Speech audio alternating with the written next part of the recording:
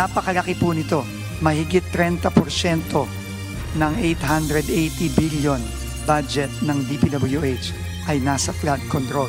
In fact, sa pinakita po sa aking numero, hindi lang po 250, 268.3 billion ang nakalagay sa flood control. So ito po talaga kailangan revisahin, repasuhin. Ibig sabihin po, kung ano lamang po ang mga proyekto na kasama sa red zones at kung ano lamang po ang kasama sa proposal ng DPWH na nanggagaling po sa mga na nakabase po sa feasibility studies at galing po endorsed po ng Regional Development Council ang dapat pondohan. 268.3 billion pesos na pondo para sa flood control projects sa 2026, isa sa pag-aaralang mabuti ni DPWH Secretary Vince Dizon. Flood control projects sa mga lugar na matindi ang pagbaha ang dapat lang pondohan ayon kay House Committee on Appropriations Chair Representative Mika Swansing. I-revise po yun. So kumuha po sila ng ibang kontratista. Okay. Ang gumagawa po doon ay hindi po ang Great Pacific Builders and General Contractor Inc. Kundi po ang gumagawa po doon ay Theater Box Solutions and Services Corporation. Hindi po amin yon. At hindi po namin alam kung sino po ang nangontrata po doon. Umano'y substandard construction sa Film Heritage Building, hindi kontrata ng mga diskaya ayon sa abogado nito. There are agreements on combating transnational crimes, higher education, and air services. Pilipinas at Cambodia nakatakdang lumagda sa 3 kasunduan sa pagbisita doon ni Pangulong Ferdinand Marcos Jr. Yeah, ongoing naman. But I would say that it did not impede the operational performance of the ship sapagkat nakita naman natin na nakauwi naman siya. So incidents like this highlight the inherent risks of our men at sea. Napinsalang BRP Antonio Luna sa Malaysia. Nakabalik na sa Pilipinas. Operational capability ng barko hindi naapektuhan.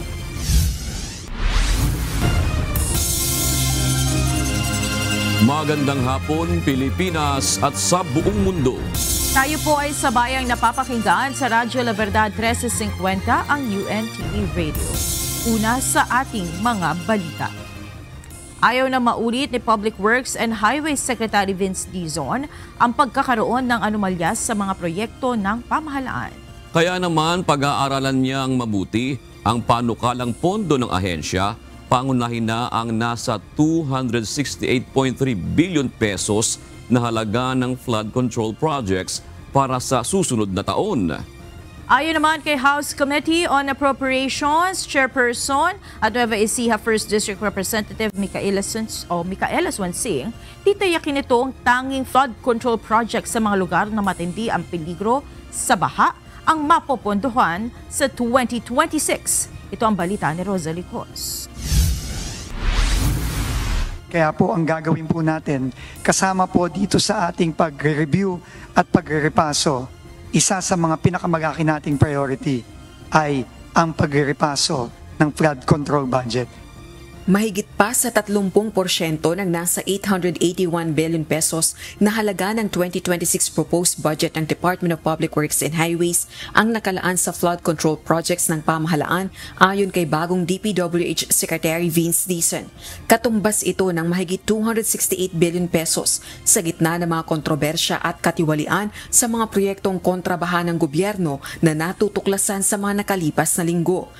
Kaya naman pagtitiyak ng DPWH Chief, pag-aaralan niyang mabuti ang panukalang pondo ng ahensya para sa 2026, lalo na ang para sa flood control projects. Ginawa nito ang pahayag ng humarap sa House Committee on Appropriations.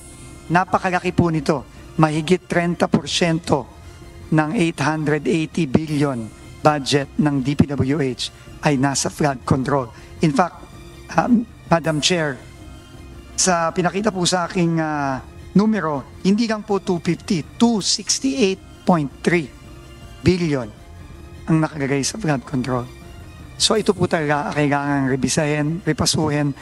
We have to put rhyme and reason. We have to put order in allocating the precious funds of our people. And it will start, obviously, with science. Ayon naman kay House Committee on Appropriations Chairperson at Nueva Ecija 1st District Representative Micaela Swansing, titiyakin niyang ang mapopondohan lamang na flood control projects sa 2026 ay ang mga lugar na matinding binabaha ayon sa pag-aaral. Gagawin ito sa pamamagitan ng tulong ng Project Nationwide Operational Assessment of Hazards o Project NOAA sa ilalim ng UP Resilience Institute. Tutukuyin ito ang nasa red zones o mga lugar na matindi ang peligro sa baha. Ibig sabihin po, kung ano lamang po ang mga proyekto na kasama sa red zones at kung ano lamang po ang kasama sa proposal ng DPWH na nanggagaling po sa mga na nakabase po sa feasibility studies at galing po, endorsed po ng Regional Development Council ang dapat pondohan. Lahat po ng labas dito, tatanggalin po natin sa flood control para sa taong 2026. Sinang-ayunan naman ito ni DPWH Secretary Dizon. Formal namang hiniling ng DPWH Secretary sa House Committee on Appropriations na bigyan ito ng panahon para repasuhin at rebisahin ang kanilang proposed budget para sa 2026. Sa gitna ito ng mga natukoy na questionabling items gaya ng mga pondong tapos na pero may alokasyon pa rin, duplicated projects at iba pang inconsistencies. Hindi rin ito nagpresenta ng budget proposal ng ahensya gaya ng nakagawian kapag budget deliberation dahil kasalukuyan pang binubusisi ang panukalang pondo. Wala pa pong 5 araw po ako nandito. Ako po ay dumaan sa ilang briefing, aaminin ko po sa inyo. Halos wala po akong maintindihan sa gulo ng budget na nakikita ko. Kaya po ako hihingi ng paumanhin. Hindi po muna ako magpe-present. At hihingi po sana ako ng panahon. Sabi ko po nung una ay kahit po sana 2 linggo, pero alam ko po na may timeline po ang Kongreso para matapos ang budget. So tatanggapin ko po ang oras na ibibigay ng ating honorable committee. Tiniyak din ng kalihim ang ginagawang malawakang reforma sa DPWH gaya ng paglilinis sa hanay ng mga kawani at opisyal ng ahensya, pagbabago sa ipinatutupad na project management, monitoring at implementation. Makalipas naman ng ilang oras, ipinagpaliban na ang budget deliberations ng DPWH. Pinagsusumite rin ng House Committee on Appropriations ang DPWH ng revision sa kanilang panukalang pondo hanggang September 12. Oras na magawa ito, itatakda ang schedule ng muling pagharap ng DPWH para sa budget deliberation ng House Panel. Binigyan diin naman ni House Appropriations Panel Chairperson Swansing na malinaw na ang desisyon ng Kamara na huwag ibalik ang 2026 National Expenditure Program sa Department of Budget and Management o DBM matapos matuklasan ang inconsistency sa budget proposal ng DPWH. Bagkus, ipagpapatuloy ang budget deliberations ng Kamara. Rosa Licoz, UNTV News and Rescue. Diyos ang aming sandigan, serbisyo publiko ang aming pinahahalagahan. Marami na ang nakapagsumite na ng kanilang courtesy resignation sa Department of Public Works and Highways. Ito ang ipinahayag ni DPWH Secretary Vince Dizon sa pagdinig ng Kamara para sa budget ng ahensya sa susunod na taon. Ayon kay Secretary Dizon, nasa proseso na sila sa pagre-review ng mga ito. Ongoing po, marami na po ang nag-submit. I will double check, but I think at least from the central office, everyone has submitted already. 100% na po. 100% na pong nag-submit. At we are now in the process, Madam Chair, in reviewing. But as you know, kahapon lang po, meron na po tayong mga tinanggal at pinadismiss. At makakaasa pa po tayong merong mga susunod po sa mga susunod na araw at susunod na linggo. Nagugat ang panawagan ni Secretary Dizon para sa pagbibitiw sa pwesto ng mga opisyal ng DPWH sa kontrobersya ng korupsyon sa flood control projects. Pirmado na ni House Speaker Martin Romualdez ang sabina para sa mga kontraktor na hindi dumalo sa unang pagdinig ng House Infra Committee noong nakalipas na Martes, September 2. Kinakailangang dumalo sila sa susunod na pagdinig sa September 9, araw ng Martes, Dahil kung hindi, posible silang maharap sa contempt at detention order ng Kamara.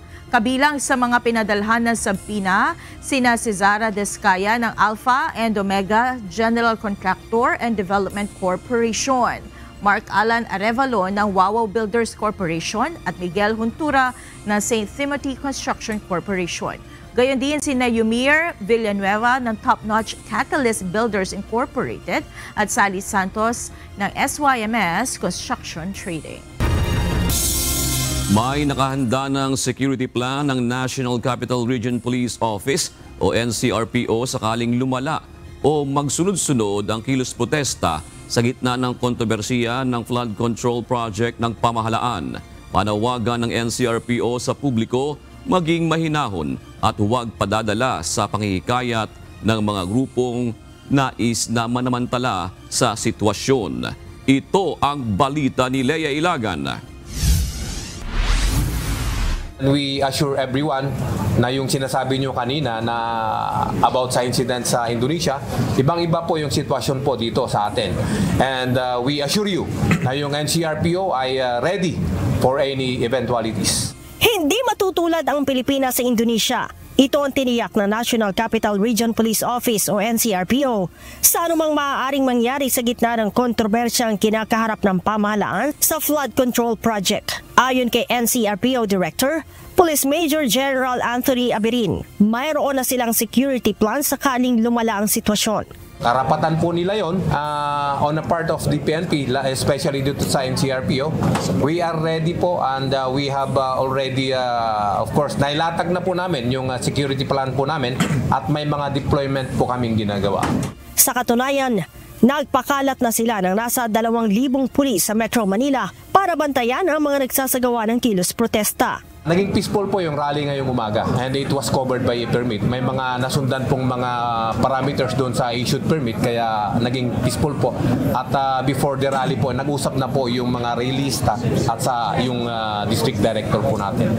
Ayon kay General Abirin, iniiwasan nila na maulit ang ginawang karahasan ng mga protesters sa property ng mga diskaya at sa opisina ng Department of Public Works and Highways o DPWH nitong Huwebes, kung saan nambato ng bulok na gulay, pintura at basang damit ang mga rallyista sa harapan ng kagawaran, habang vandalism at pambabato naman ng putik ang ginawa ng mga protesters sa property ng mga diskaya. Dagdag ng NCRPO, handa silang alalayan ang pamilya ng diskaya kung nais na mga itong magsampa ng kaso laban sa mga nagkilos protesta at sa leader ng mga ito. Actually po, close coordination po ang ginagawa po natin doon sa mga biktima and we are encouraging them to file an appropriate case po doon sa ating opisina po. Identified po yung grupo at saka yung mga leaders and we are preparing the necessary charges against them in coordination po doon sa pamilya Diskaya po. Payo naman ng NCRPO sa publiko, maging mahinahon at huwag gagawa ng hakbang na labag sa batas. Sa ating mga kababayan, of course, pinapayo po natin na maging mahinahon po bago po sumunod sa mga panghihikayat ng mga ibang grupo. Dahil definitely yung inyong PNP, especially yung NCRPO, ay hindi po basta upo na lang po. At pag nakikita po namin may mga violation of law na nangyayari in our presence, ay arestuhin po namin kayo at kayo po ay aming ikukulong. But nevertheless, we assure you, we will be observing maximum tolerance. Handa naman ang Eastern Police District sakaling may mga sumunod pang demonstrasyon sa labas ng St. Gerard Construction. Aniya, tuloy-tuloy rin ang kanilang isinasagawang monitoring sa lugar. We keep on monitoring kasi we expect the worst. So kung may mga ganito na situation sa DPNP, will always be ready to protect everyone. Lea Ilagan, UNTV, News and Rescue. Diyos ang aming sandigan, serbisyo publiko ang aming pinahahalagahan. Kinontra ni Batangas 1st District Representative Leandro Leviste ang pahayag ni District Engineer Abelardo Calalo na ang kanyang dalaumanong pera ay donasyon lamang mula sa mga contractor. Iginiit ni Leviste na may hawak siyang resibo ng 3 kontrata na nagkakahalaga ng 104.2 million pesos na may kalakip na note na 3% o 3.1 million pesos na anyay patunay ng aktwal na pondo mula sa mga contractor. Kasabay nito, binunyag ng kongresista na si Calalo mismo ang nagsabi na posibleng umabot sa 360 million ang nakuha niya umanong donasyon at may isa pang contractor na handang magbigay ng 15 milyong piso bukod pa sa iba pang nakausap niya. Sa naunang pahayag, mariing itinanggi ni Calalo na nag-alok siya ng pera kapalit ng pabor at sinabing ang kaso laban sa kanya ay bahagi lamang ng instigation o pamiwersa upang mapaamin siya. Git ni Leviste, panahon ng ilantad ni Calalo ang buong listahan ng mga kontraktor at kung paano sila napipili sa mga proyekto sa Batangas. Formal nang naghain ng mosyon si Justice Secretary Crispin Remulla sa Ombudsman upang resolbahin ang reklamong inihain ni Senator Amy Marcos laban sa kanya. Kaugnay ito ng pag-aresto kay dating Pangulong Rodrigo Duterte at paglipat sa International Criminal Court o ICC. Git ni Secretary Remulla, ginawa lang naman nila ang kanilang trabaho. Ayon sa kalihim ng kagawaran ng katarungan, mahalaga na maresolba na ang issue dahil na rin sa kanyang aplikasyon bilang ombudsman. There are deadlines that we have to meet and hopefully we meet the deadline. Na hindi pa ako sure, I have to inquire na. Kasi urgent na nga yung ating motion to resolve for early resolution.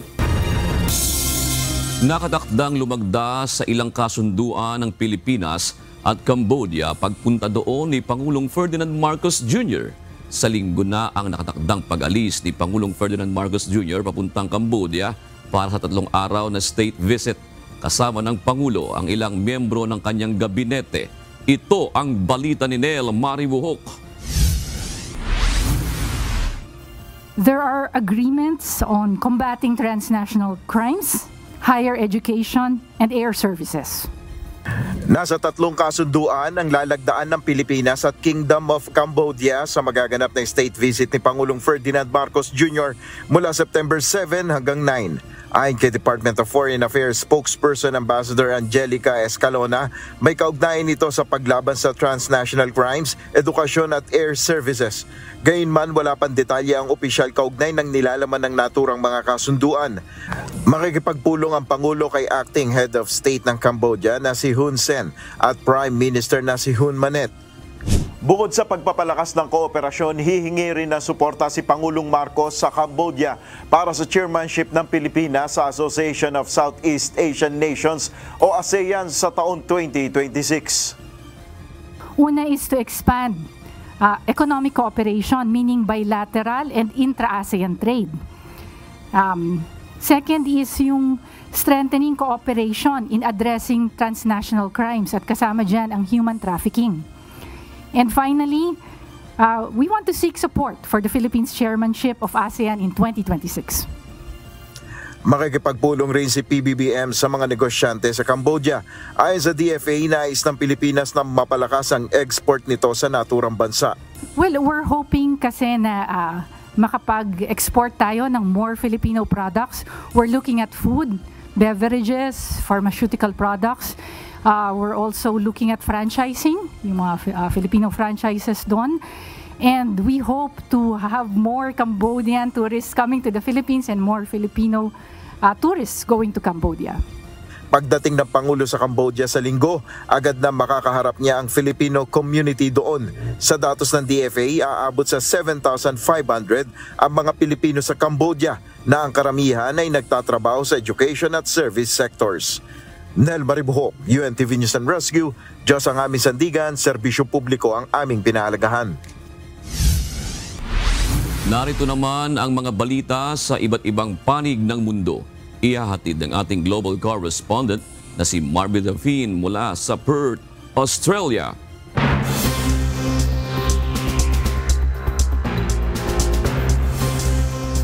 Magandang gabi naman sa inyo dyan sa Pilipinas.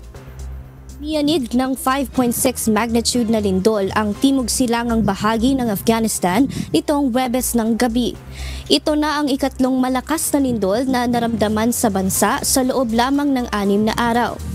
Ayon sa mga doktor sa Kunar, 17 ang sugatan na dinala sa matapos ang pagyanig, bagaman wala pang opisyal na ulat ng nasawi.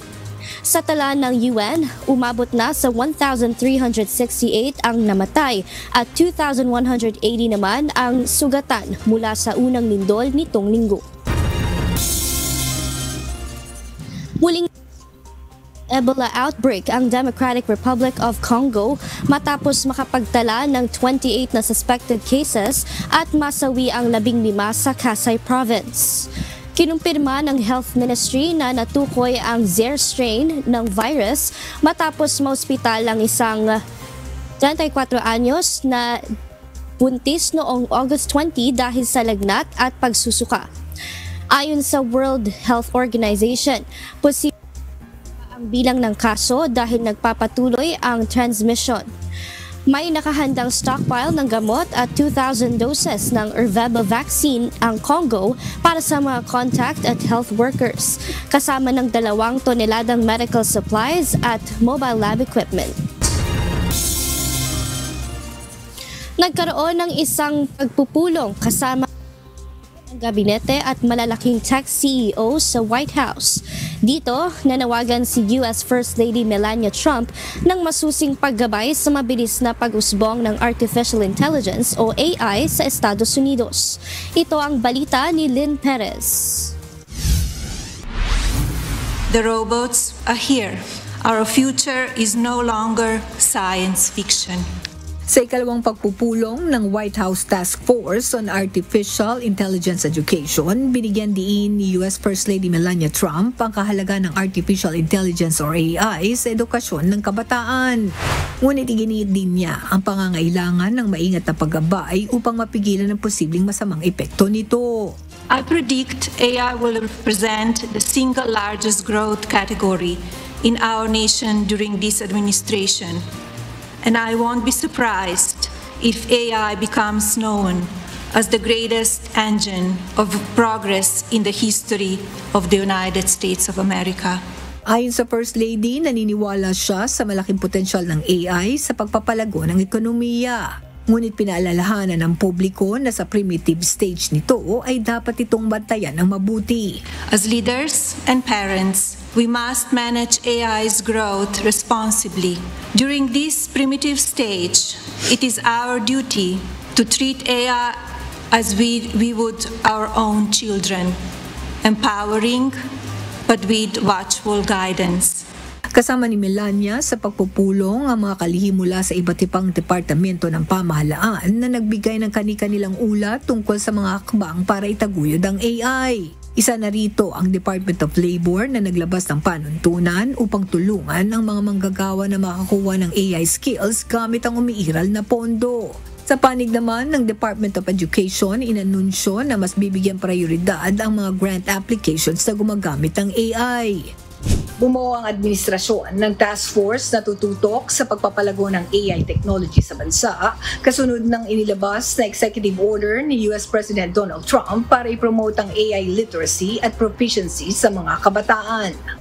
Higit sa 100 kumpanya rin ng pumirma bilang AI Education and Workforce Champions. Kabilang ang Apple, Cisco at Google na nangako maglalaan ng $1 bilyong at mga resources para sa AI education. Ipinakilala rin ng IBM at Code.org ang kani-kanilang plano para sanayin ang mga Americans sa cutting-edge AI skills sa susunod na 3 taon. Kasabay ng pagpupulong, inilunsad din ang Presidential AI Challenge upang hikayatin ang mga kabataan at mga guro na lumikha ng AI-powered solutions para sa iba't ibang hamon sa bansa. Lynn Perez, UNTV News and Rescue. Diyos ang aming sandigan, serbisyo publiko ang aming pinahahalagahan. At sinampahan ng kaso si Romana Didulo na kilala bilang Queen of Canada matapos siyang palayain noong Huwebes. Una nang nagsagawa ng raid ang Royal Canadian Mounted Police noong Miyerkules sa isang dating paaralan na ginawang conspiracy compound ng grupo ni Didulo sa Richmount, Saskatchewan, kung saan nakuha ang 13 imitation ng semi-automatic handguns, ammunition na kasalukuyan na isinasailalim sa pagsusuri. In-livestream pa ni Didulo ang pagpasok ng mga otoridad sa kanilang compound at pag-aresto sa kanya. Ayon sa mga RCMP, nilabag ni Didulo ang kondisyon ng kanyang paglaya matapos makipag-ugnayan kay Ricky Mans, kaya sinampahan siya ng kasong failure at intimidation of a justice system participant. Si Didulo na ipinanganak sa Pilipinas at kalaunay nag-migrate sa Canada ay kilala bilang leader ng Kingdom of Canada na nagtataguyod ng iba't ibang conspiracy theories na nagdudulot ng takot sa lokal na komunidad sa Saskatchewan. At yan ang mga balita mula sa iba't ibang panig ng mundo. Mula dito sa Perth, Australia, ako si Marfie Delphine. Magandang gabi. Posibleng ilipat sa education budget ang halos 270 billion pesos na panukalang pondo para sa flood control projects ng Department of Public Works and Highways o DPWH. Ito ang inayag ni Senate Finance Committee Chairperson Sherwin Gatchalian sa gitna ng mga umano'y red flags sa National Expenditure Program o NEP. Kumpiyansa naman ang senador na kaya pang maipasa on time ang proposed 2026 national budget. Ito ang balita ni Asher Cadapan Jr. Ang sentiment ng mga senators is huwag mag-approve ng ghost project. Huwag mag-approve ng mga projects na anomalous at may red flags. Yun ang general sentiment. Dismayado si Senador Sherwin Gatchalian, chairperson ng Senate Committee on Finance, sa dami ng mga anyay red flags sa National Expenditure Program o NEP. Partikular ito sa mga maanumalyang flood control project na umaabot ng nasa mahigit 50 billion pesos sa inisyal na pagsisiyasat pa lang ng komite. Paliwanag ni Senador Gatchalian, inaasahan niyang dumaan ito sa masusing pag-aaral lalo pa ang mga panukalang proyekto sa NEP. Sa kabila nito, umaasa ang senador na may aayos na ang panukalang budget ng Department of Public Works and Highways sa pagrerepaso nito kasama ang Department of Budget and Management. As it is right now, kung ganito yung magiging itsura ng budget, sigurado ako yung 270 billion ng DPWH flood control, tatanggalin namin yan. Ilalagay namin yan sa education para mabuo na yung 4% GDP sa education. Kung maiaayos naman ang panukalang budget ng DPWH na may kaukulang dokumento, pag-aaral at detalye at wala na ang mga dobleng proyekto, mananatilian niya ang pondo ng ahensya. Kung madaragdagan pa ang budget ng Department of Education, sinabi ni Senador Gatchalian na maaari itong magamit sa pagpapatayo ng mga silid-aralan. Ngunit nangangamba ang mambabatas sa kapasidad ng ahensya sa paggamit ng kanilang pondo. Ito ay dahil kilalaan niya ang DepEd na hirap magastos ang pera dahil sa dami ng kanilang ginagawa. Yung absorptive capacity magiging issue naman. Kaya importante rin na makikipag-coordinate kami sa DepEd kung kaya nila ubusin yung pondong ibibigay sa pagpapatayo ng classroom. May pondo nga pero hindi naman ma-execute. Problema rin yun. Kaugnay nito, sinabi ng senador na nag-usap sila ni Education Secretary Sonny Angara. Anya, mayroon ng mga bagong reformang gagawin para mapabilis ang pagpapatayo ng mga silid-aralan kung saan sa halip na DPWH ay lokal na pamahalaan na lang ang tatanggap ng pondo at magpapatayo ng mga classroom. Mas mura pa nga anya ng 30% kung ang mga LGU ang magpapatayo ng mga naturang gusali kumpara sa gastos ng DPWH. Ngunit may espesyal na provision lang anya na DPWH lang ang maaring magpatayo ng mga classroom. I-authorize lang natin ang DepEd para mag-enter into, let's say, a MOA with LGUs or mag-PPP para magpatayo sila ng mga classroom gamit ibang modality, LGUs or PPP or NGOs, para mabilis.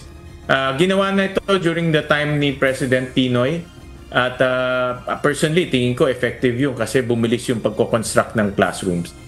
Kumpiyansa naman si Senador Gatchalian na may sapat pang panahon ang Senado para matapos ang pagtalakay ng proposed 2026 national budget batay sa itinakda nilang kalendaryo sa pagpapasa ng naturang panukala. Kaya naman. So far, that's why sinabi ko nga last week, a few days ago, na tuloy lang kami sa budget briefing. I consulted with the senators and they all agree na tuloy lang para hindi ma-delay yung budget. And kung mayroon mang agency na kailangan busisiin ulit o habaan yung pagbubusisi, then we will devote more time. Asher Cadapan Jr., UNTV News and Rescue. Diyos ang aming sandigan, serbisyo publiko ang aming pinahalagahan. Sinagot ng kampo Nina Curly at Sara Descaya ang alegasyong substandard umano ang construction sa Film Heritage Building. Ayon sa abogado ng mag-asawa, hindi sa kanila ang kontrata ng ginagawang gusali. Samantala, tuluyan namang sasampahan ng kaso ng mga Descaya ang mga organizers ng isinagawang rally kahapon. Ito ang balita ni Ivan Alvarez. Nakita nilang construction na ongoing po sa may cinematic room. Ito po ay hindi po kontrata ng Great Pacific Builders and General Contractor Inc. Isa po sa mga pag-aari before ng spouses Descaya. Hindi na ang kumpanya ng mga Descaya ang kontraktor ng ginagawang Film Heritage Building sa Maynila. Ito ang nilinaw ni Attorney Cornelio Samaniego III, Legal Counsel ni Curly at Sara Descaya.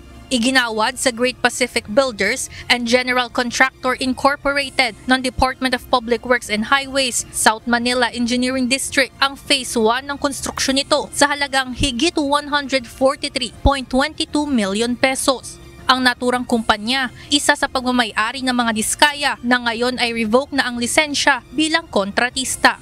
Sa Instagram post ni First Lady Liza Araneta Marcos, may pasaring ito sa bumuo ng bagong Film Heritage Building at sinabing sa halip na maging lugar para sa mga alagad ng sining, tumambad-an niya sa kanila ang mga may tagas na bubong, bitak-bitak na pader, hindi pa tapos na mga tanghalan at hisameng may mga marka ng tubig.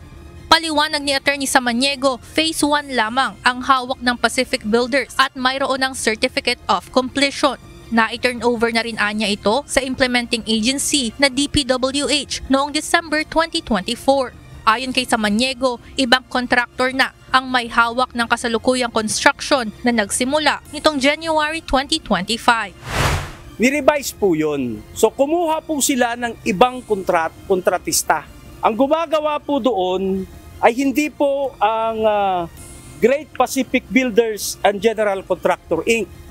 Kundi po ang gumagawa po doon ay Theater Box Solutions and Services Corporation. Hindi po amin yon. At hindi po namin alam kung sino po ang nangontrata po doon. Tuloy naman ang pagsasampa ng kaso laban sa mga nag-organisa ng rally kahapon matapos mamato ng putik at sulatan ng mga salitang magnanakaw ang gate ng St. Gerard Construction. Ayon kay Attorney Samaniego, kilala na nila kung sino-sino ang mga ito at inaayos na ng kanilang legal team ang mga dokumento. Malicious mischief, vandalism, unjust vexation, and also alarms and scandal. Ayun po yung nakikita namin bilang sa punto ng abogado po. Bahala na po ang ating prosecution kung ano po yung paano nila ma-appreciate yung ibibigay po naming mga ebidensya. Wala pang petsa kung kailan nila ihahain ang criminal complaint sa Pasig Fiscal's Office. Samantala, kasunod ng protestang muling idinaos laban sa mga ito ayon sa kampo ng mga Descaya, malaya pa rin ang mga progresibong grupo na magpahayag ng kanilang mga opinyon basta't alam ng mga ito ang kanilang limitasyon. Evan Alvarez, UNTV News and Rescue. Diyos ang aming sandigan, serbisyo publiko ang aming pinahahalagahan.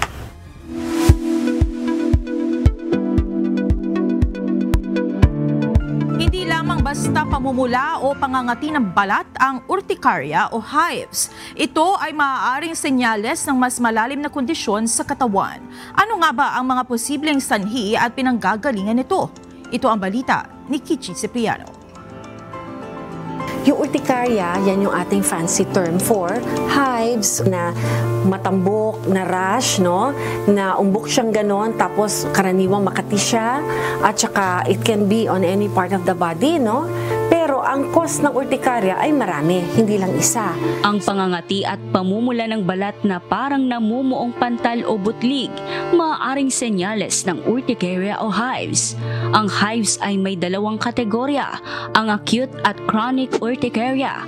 Ayon kay Dr. Fatima Johannes Santos Ocampo, isang allergology at immunology specialist mula sa Makati Medical Center, hindi ito basta ordinaryong allergy lamang dahil iba't ibang dahilan ng posibleng pagmulan nito mula sa mild hanggang sa mas malubhang kondisyon.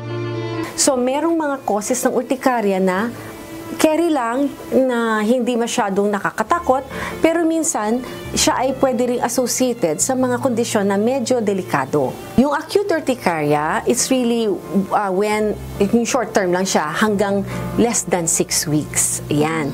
Pag chronic naman, pag panay-panay yung urticaria na hindi tumitigil, more than 6 weeks na. So pwede yan na maging ilang months or even ilang taon. May iba't ibang trigger ang posibleng magdulot ng hives. Kabilang dito ang viral infections, allergies, insect bites, hanggang sa autoimmune disorders. Kaya't mahalaga ang agarang pagkonsulta sa doktor para matukoy ang tunay na sanhi. So yung acute urticaria, umpisahan natin, yung short term, karaniwan yan, infection yan. So, triggered siya ng usually mga virus, napaka-notorious niyan, na nakakapag-cause ng urticaria. So, of course, pwede rin yung allergy. So, food, medicine, kung ano-ano, mga bina-apply natin sa balat natin, pwede, no? Bites, insect bites, pwede mag-urticaria. Ngayon, yung sa chronic naman, minsan, merong hidden allergens, kunyari sa food na hindi pa natutukoy, kaya hindi natatanggal, o kaya sa trabaho nila, na-expose sila to something, a chemical related sa work nila.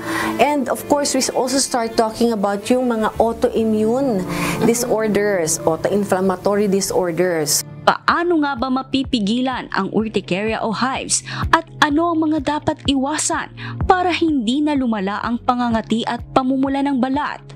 Abangan ang kasagutan dito lang sa Doctors on TV ngayong linggo na 9 a.m. to 10 a.m. only here at UNTV. Kichi Cipriano, UNTV News and Rescue. Diyos ang aming sandigan, serbisyo publiko ang aming pinahalagahan. Nagpapatuloy ang verifikasyon ng Bureau of Immigration sa travel records ng mga personalidad na kabilang sa ikalawang batch ng Immigration Lookout Bulletin Order kaugnay ng umano'y questionable flood control projects. Una nang nilinaw ni Immigration Spokesperson Dana Sandoval na lahat ng 35 nasa unang batch ng Lookout Order ay nasa Pilipinas pa. Bagaman may ilan sa kanila ang bumiyahe noong huling bahagi ng Agosto, nakabalik na rin sa bansa ngayon. Sa ikalawang batch naman, naabot sa 43 ang individual na isinama sa ILBO at kasalukuyan pang hinihintay ng BI ang kompletong tala ng kanilang biyahe bago isumite sa DOJ. Nilinaw ng ahensya na ang ILBO ay para lamang sa monitoring at hindi sapat na basihan para hadlangan ng isang tao na makalabas ng bansa. Mayroon umano isang kongresista na nakasama sa naisyuhan ng Immigration Lookout Bulletin Order o ILBO kaugnay ng flood control projects. Makikita sa dokumento na kasama rin ito sa mga nagpasok ng kontrata sa gobyerno. Ito ang balita ni Dante Amento. We have a feedback na may nagrereklamo sa House that one of those issued ng ILBO is a congressman. Isang congressman ang kasama umano sa 43 individual na inisyuhan ng Immigration Lookout Bulletin Order o ILBO kaugnay ng kontrobersyal na flood control projects. Ayon kay Justice Secretary Crispin Rimulya, nasa request ng Senate Blue Ribbon Committee ang pangalan ng naturang mambabatas at nang tanungin ang kalihim kung sino ito. Certain Mr. Beltran, I don't know him, hindi ko siya kilala. I think it's a party list representative. Batay sa listahan ng House of Representatives ngayong 20th Congress, ang mambabatas na apelyidong Beltran ay si Magbubukid Party List Representative Ferdinand Beltran. Sa dokumentong makikita naman sa website ng Department of Public Works and Highways o DPWH, nagpasok din ito ng kontrata sa pamahalaan. Binigyang diin ni Secretary Rimulya na trabaho nilang sumunod sa hiling na ilagay o isama sa listahan ng dapat bantayan ang sinuman kahit pa ito ay may mataas na posisyon sa pamahalaan. Kasama siya sa ILBO eh. Kasama sa names requested by Senator Marcoleta. Eh, kami naman, ministerial sabi yan eh. Pag nag-request, we will issue. Because that's what the job entails. Naniniwala naman ng DOJ na may dahilan ang Senate Blue Ribbon Committee sa kanilang request na isama si Congressman Beltran sa Immigration Lookout Bulletin. Tumawag pa umano ang mambabatas sa DOJ nang malaman itong kasama siya sa listahan o ILBO na inilabas ng kagawaran. Hindi naman sumulat, gave a few phone calls here and there. And na-alarm lang kami na, well, I'm sorry, di ba? Hindi po namin piniling gawin yan. It's not an arbitrary decision on our part to put a name of a congressman there. It's just that he happened to be in the list submitted by the Blue Ribbon Committee Chairman. Sinisikap ang kunan ng UNTV News ng pahayag si Congressman Beltran hinggil sa isyong ito. Dantiamento UNTV News and Rescue. Diyos ang aming sandigan, serbisyo publiko ang aming pinahahalagahan. Minor damage lamang ang natamo ng isa sa mga guided missile frigate ng Philippine Navy na lumahok sa bilateral exercise na isinagawa sa Lumut Naval Base sa Perak, Malaysia nitong nakaraang linggo. Pero dadaan pa rin ito sa masusing assessment upang matiyak ang tinamong pinsala.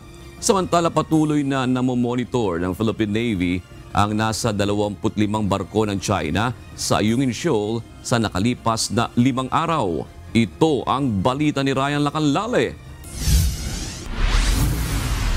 Yes, we had the arrival ceremony yesterday in Naval Operating Base Subic. Nakabalik na sa bansa ang BRP Antonio Luna na nagtamo ng pinsala habang nasa Malaysia para sa bilateral training exercise sa pagitan ng Philippine Navy at Royal Malaysian Navy. Ayon kay Rear Admiral Roy Vincent Trinidad, tagapagsalita ng Philippine Navy sa issue ng West Philippine Sea, minor damage lamang ang natamo ng warship ng Pilipinas at hindi ito nakaapekto sa operational capability ng barko. Yeah, ongoing naman. But I would say that it did not impede the operational performance of the ship sapagkat nakita naman natin na nakauwi naman siya. So incidents like this highlight the inherent risks of our men at sea. Gayunman, titignan pa kung nadamay ang weapon system sa naging pinsala ng barko. Sabi ng Philippine Navy, dadaan pa ito sa masusing assessment na isasagawa na posibleng abutin ng 1 o 2 linggo. Nitong Martes, kinumpirma ni Captain Marisa Arlene Martinez, tagapagsalita ng Philippine Navy, na nangyari ang insidente noong August 27 kung saan nagtamo ng superficial damage ang barko o bahagyang pinsala lamang sa panlabas na bahagi ng freeboard ng barko, partikular sa kaliwang bahagi o port side. Ang freeboard ay mula sa waterline hanggang sa funnel. BRP Antonio Luna FF151 was the vessel we sent to participate in the Malfi Laut. So after the harbor phase was the sea phase already. So when she was carefully maneuvering in a narrow space, and I would like to highlight a narrow space, there was unfortunately it incurred superficial damage to its freeboard. Ang BRP Antonio Luna o FF151 ay isang guided missile frigate ng Philippine Navy at pangalawang barko sa Jose Rizal class frigate ng Pilipinas. Samantala, patuloy na minomonitor ng Philippine Navy ang 25 barko ng China sa Ayungin Shoal.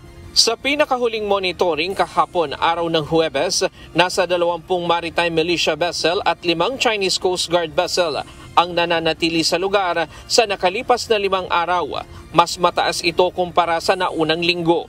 Hindi naman sinagot ni Trinidad kung kailan isasagawa ang rotational and resupply mission sa mga sundalo sa Ayungin Shoal. Pero giit nito, obligasyon ng sandataang lakas na suplayan ang mga sundalo na nakaistasyon sa Ayungin. Hindi natin pwedeng pabayaan yung ating kasundaluhan in the front lines. It is the moral obligation of the leadership of the armed forces to provide specially food to our men in the front lines. So ang RORE matutuloy yan. Sa social media post ngayong hapon ng international maritime expert na si Ray Powell, tila isinasagawa na ang resupply mission sa Ayungin Shoal. Ayon sa kaniya, may 2 barko ng Philippine Coast Guard na nakasuporta sa misyon, habang mahigpit itong binabantayan ng 2 barko ng Chinese Coast Guard 5304 at 23514. Bukod dito, namataan din ang 9 na maritime militia vessel ng China na nakapaligid sa bahura.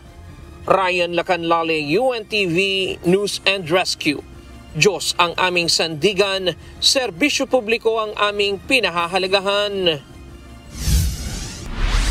Nag-resume na ang normal operation sa Busuanga Airport dakong alas 3:20 ng hapon kanina nang maklear ng mga tauhan ng Philippine Air Force at airport personnel ang runway nito. Naantala ang operasyon ng paliparan na magkaroon ng technical problem at hindi makaalis sa runway ang isang eroplano ng Philippine Airlines bandang alas 7:47 ng umaga. Ayon sa Civil Aviation Authority of the Philippines o CAAP, 9 na flights ang na-cancel at isa ang na-divert bunsod ng insidente. Matapos mabinbin ng 3 taon, binuksan na kaninang umaga ang bagong ospital sa Baseco, Manila. Simula ngayong araw, maaari na ring magpatingin ang nasa 80,000 na residente na nasa paligid ng ospital. Ito ang balita ni Mia Alonzo. Dito sa Baseco, kapag may sakit ka at saka last hour siya rito, hindi ka basta-basta makakarating ng ospital na buhay. Patay ka talaga kasi ang hirap makalabas. Lalo ng traffic. Pag dating mo pa lang dyan sa Butawan hanggang palabas na yan. Grabe ng traffic niya. Sa Baseco Compound sa Maynila, ang Philippine General Hospital o PGH ang pinakamalapit na maaaring takbuhan sa oras ng emergency. Kung walang traffic, umaabot ng 10 hanggang 15 minutes ang biyahe. Ngunit sa karaniwang sitwasyon, umaabot din ito ng 30 hanggang 45 minutes. Sa mga emergency cases gaya ng panganganak, atake sa puso o aksidente, malaking delay din ito lalo't iisa lang ang kalsadang dinaraanan papalabas ng komunidad.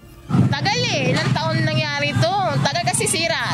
Sira. Buti ngayon na-open na siya pero maganda siya kasi na-open na sana tuloy-tuloy siya.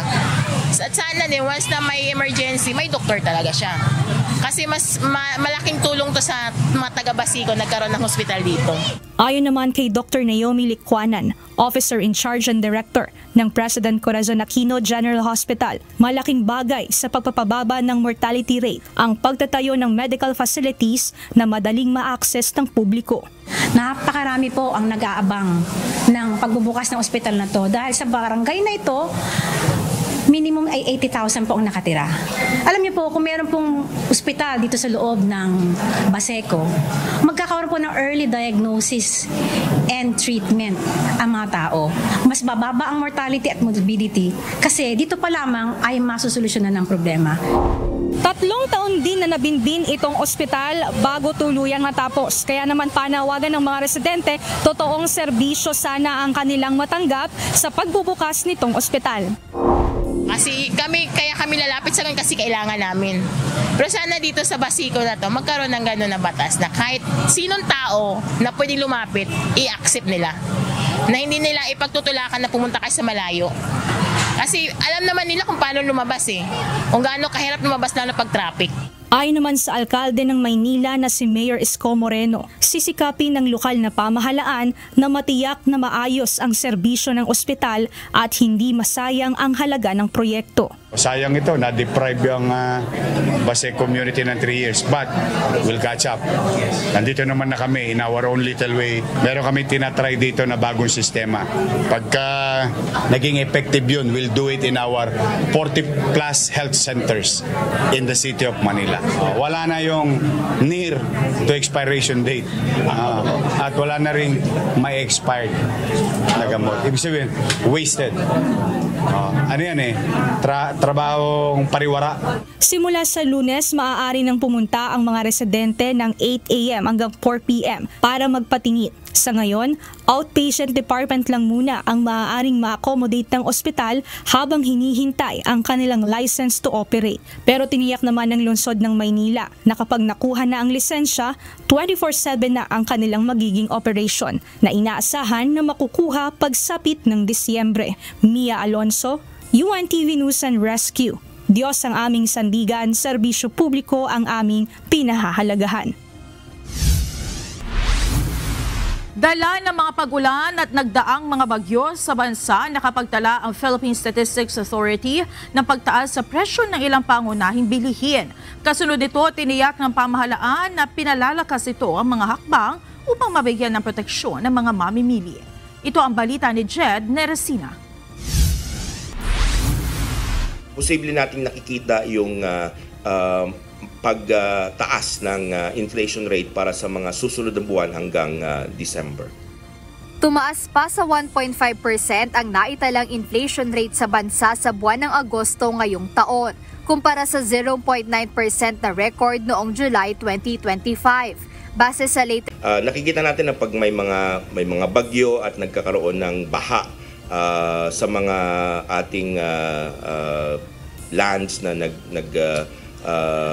produce ng products like vegetables, yun talaga yung unang talagang tinatamaan.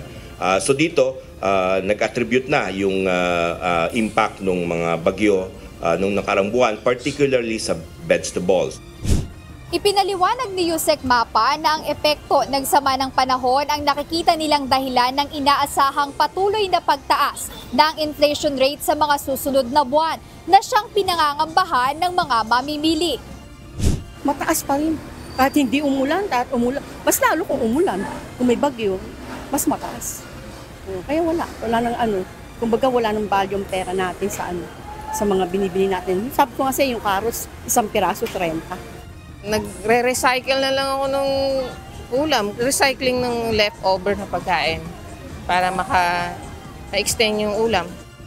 Bilang tugon ng kasalukuyang administrasyon, binigyang diin ni Department of Economy, Planning and Development o DepDev Secretary Arsenio Balisacan ang kahalagahan ng close monitoring sa lagay ng panahon sa bansa dahil sa posibleng epekto nito sa sektor ng agrikultura.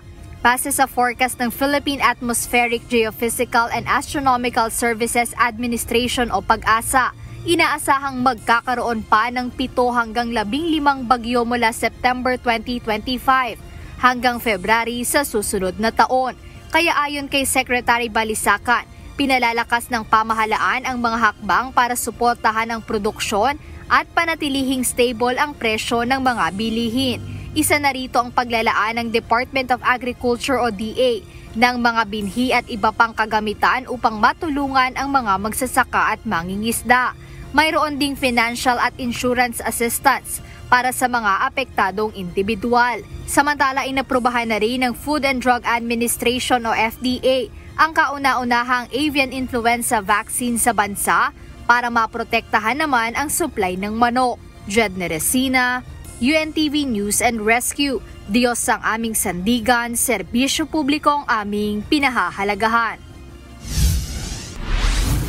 Patuloy na binabantayan ngayon ng Bulacan Provincial Disaster Risk Reduction and Management Office o PDRRMO ang pagtaas ng level ng tubig sa mga ilog sa 6 na coastal area sa Bulacan at Karatig Bayan at Syudad dahil sa high tide at mga pag-ulan. Kasama sa minomonitor nila ang posibleng pag-overflow ng Bustos at Ipo Dam. Ito ang balita ni Nestor Torres. Unang-una na, meron tayong about 10 municipalities na along coastal areas and yung katabi mismo ng mga coastal areas, ayan talagang binabantayan natin. Dito sa flood control na naaapektuhan, maraming factors na para sana dapat napipigilan ng tubig. Nakaranas ng pagbaha ang ilang lugar sa bayan ng Balagtas, Hagunoy, Kalumpit, Pombong, Obando at Malolos, Bulacan ngayong araw. Sa tala ng Bulacan PDRRMO, epekto ito ng high tide sa mga coastal areas na umabot ng 4.17 feet ang taas na sinabayan pa ng mga pagulan, kasunod ng itinaas na yellow rainfall warning sa lalawigan kanina umaga. Ayon sa Department Head ng Bulacan PD RRMO na si Manuel Lucban, minomonitor nila sa Emergency Operations Center hindi lamang ang pagtaas ng tubig bunsod ng high tide, kundi maging ang status ng Angat River. Ito ay matapos na mag-overflow ang Ipo Dam at ang Bustos Dam na epekto ng nasirang rubber gate. Overflow lang siya, hindi na siya nakakapag-control. Dati, ang control ng tubig natin na maaaring pakawala ng galing Angat, at least may 2 meters height. Pero dahil depleted nga siya, yung ating 1, 2, 4, 5, 6 na ano niyan, nakababa. Ibig sabihin yung rubber gate niya nakababa. So, ang nangyayari lang, kung ano ang pumasok na tubig na galing ng tributaries, babagsak din yan papunta dito sa regular na Angat River natin na from Baliwag, Bulacan hanggang Kalumpit naman. Samantala, ayon kay Lucban, isa rin sa mga dahilan ng mabilis na pagbaha sa mga coastal areas at sa Karatig Bayan ay ang mga natenga at nawawalang flood control project. Dagdag pa niya, malaking tulong sana para mapigilan ang baha sa mga barangay kung tinapos ng maayos ang mga naturang proyekto. So sa flood control na yan, nakakalungkot dahil talagang nagsasuffer ay yung mga constituent natin na iilan ang nakinabang sa pera pero ang nagsasuffer ng husto ng baha, karamihan itong mga nasa coastal areas natin. Sa ngayon, bukod sa mga regular CCTV na nakalagay malapit sa mga ilog, gumagamit ang Bulacan PDRMO ng Geospatial Monitoring System para sa analytic broadcast na nakadesign para mamonitor ang lagay ng panahon. Sa tulong nito, mabilis na malalaman kung may namumuong bagyo o sama ng panahon na makatutulong para mas mapaghandaan ang mga pagbaha sa lalawigan. Nestor Torres, UNTV News and Rescue. Diyos ang aming sandigan, serbisyo publiko ang aming pinahahalagahan. Halos sunod-sunod na pag-ulan na ang nararanasan sa bansa na minsan ay nagre-resulta sa mataas na level ng tubig baha. Kaya naman alamin ang mga dapat gawin kung sakaling malubog sa baha ang iyong sasakyan. Ito ang balita ni Benedict Samson. Pagka ayos na, passable na, padala na kaagad sa malapit na pagawaan. Patow na kaagad, wag nang i-attempt na paandarin. Wag nang piliting paandarin pa ang sasakyan. Ito ang nararapat gawin kung sakaling nalubog na sa baha ang isang sasakyan. Ayon kay Robert Morales, store manager ng isang car repair shop sa Marikina City, kadalasang nasisira kapag nalubog sa baha ang isang sasakyan ay mga bearing, sensor at computer box, lalo na kapag malalim ang tubig. At sa ganitong sitwasyon, maaaring umabot sa ₱100,000 ang magagastos para lang maayos ang sasakyan. Sa akin, yung mga na-experience po, pinakamalaki po, nasa almost 230,000 eh. Yun talaga, ano yun sir, umabot kasi ng 1 linggo mahigit bago ko nabuksan yung tapos nag-attempt pa siya. Kasi pagka in-attempt nyo pa napaanda rin po yun, pagkukos pa ng malaking damage sa makina. Malaking tulong din para sa mga car owner na maipagawa kaagad ng sasakyan upang hindi na lumala pa ang sira sa makina. Ang basic, ang ginagawa ko po rito sa Rapid Hill Fernando, chine-check ko muna lahat ng mga sensor niya, yung mga bearing, kailangan linisan mo muna siya bago tayo pumunta ron sa makina. In case yung pinaka-worst talaga sir, na nangyayari rin na mauuwi talaga sa overhaul. Lalo't pag pinatagal yung sasakyan na hindi na pa gawa kaagad. Kasi baha po kasi, may putik na kasama. So papasok yun doon sa combustion chamber, mamumuo yun doon. Kung ikaw ay nakatira sa isang bahaing lugar at may inaasahan na malakas na buhos ng ulan, isa sa dapat na siguruhin na gawin ng isang driver ay maalis yung koneksyon dito nga sa battery. Dahil paraan ito para maiwasan na magkaroon ng problema sa computer box na isa sa maselang gawin sa mga binahang sasakyan. Halimbawa na alam mong maulan, tapos babaha, disconnect mo na. Tapos kung hindi naman po, for safety, wag mo na lang pakialaman kasi baka mag-ground pa siya, magkaroon pa ng sa'yo. Hayaan mo na talaga siya. Kumbaga, abuti na yan doon na yan Payo rin ni Morales na kung hanggang kalahati ng gulong ang tubig ng baha, ay maaari pa rin naman ilusong ang sasakyan. Ngunit kailangan pa rin ng iba yung ingat habang nagmamaneho. Halimbawa lang sir, kung talagang nandun ka na, ang gagawin mo na lang na talagang gustuhin mo na makatawid, yung driving skills mo na lang ang gagamitin mo ron. Kumbaga, tuloy-tuloy ka lang sir, acceleration ka lang. Huwag kang bibitaw sa acceleration hanggang sa matawid mo yung baha. Benedict Samson, UNTV News and Rescue. Diyos ang aming sandigan, serbisyo publiko ang aming pinahahalagahan. Nagbigay pugay si Vice President Sara Duterte sa mahalagang papel ng mga guro sa pagbibigay ng pundasyon ng kaalaman at sa paghubog ng kritikal na pag-iisip ng mga kabataan. Anya, lalo itong mahalaga sa panahon ng fake news, misinformation at disinformation na naglalayong baluktutin ang katotohanan. Pinuri rin niya ang dedikasyon ng mga guro na patuloy na nagsisilbi sa kabila ng kakulangan sa silid-aralan, kagamitan at bigat ng trabaho. Dagdag niya, ang mga guro ay hindi lamang humuhubog ng kinabukasan, kundi nagtuturo rin ng kahalagahan ng kalayaan. Binati ni VP Duterte ang lahat ng guro sa Pilipinas at sa buong mundo bilang katuwang sa paghubog ng pangarap at kinabukasan ng kabataang Pilipino.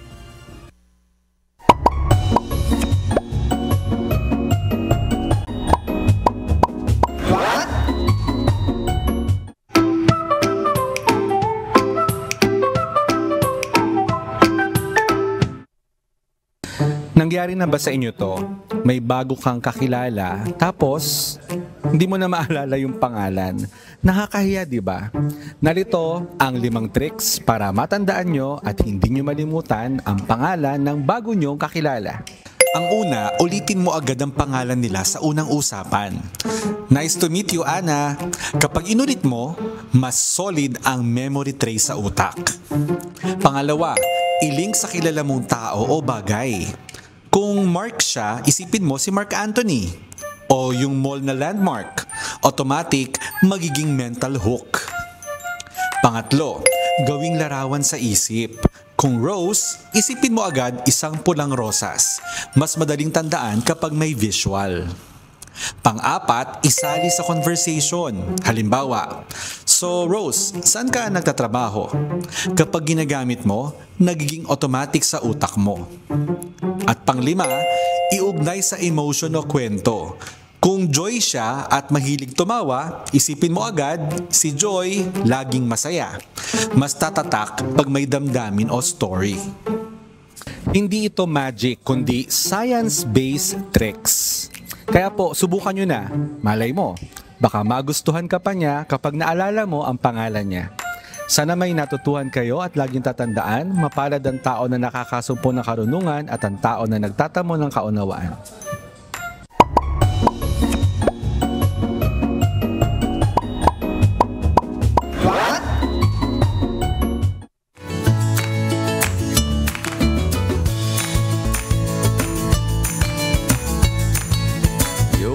Sana nakatutok pa rin siya dahil babatiin natin ang ating avid na viewer. Happy advance 57th birthday po sa ating masugid na kausi na si Melski sa September 7. Yan.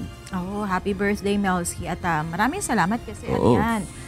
Isa sa mga laging present sa ating balita. Maraming salamat Melski at happy birthday. Lagi na sumasagot sa mga comment yan. Yan. Ito na po ang ating mga kausi ngayong araw po ng Biyernes. Happy weekend po sa inyo lahat. Salamat at shoutout kina Rodrigo Leon S. Bukaw, Benita Dalagan at Emily Belarde Kiko Kwento. Maraming salamat din kay Jacqueline Soriano, Rogelio Tombok at Marites Madrigal. At mga kasambahay, kung may mga istorya po kayong nais pambalikan sa Ito ang Balita, pwede niyo po ito muling mapanood sa aming mga official social media account. Magtungo lamang po sa UNTV News and Rescue YouTube channel at i-click ang subscribe button. Gayon din sa aming Facebook, Instagram, X at TikTok accounts. Mapapanood nyo rin po rito ang iba pang news programs ng UNTV, pati na iba pang video ng nag-iisang public service channel. Kaya subscribe, like, and share. Narito naman ang salita ng Diyos na ating sandigan mula sa Aklat ng Kawikaan 14:16 na nagsasabi, ang pantas ay natatakot at humihiwalay sa kasamaan, ngunit ang mangmang ay nagpapakilalang palalo at timawa.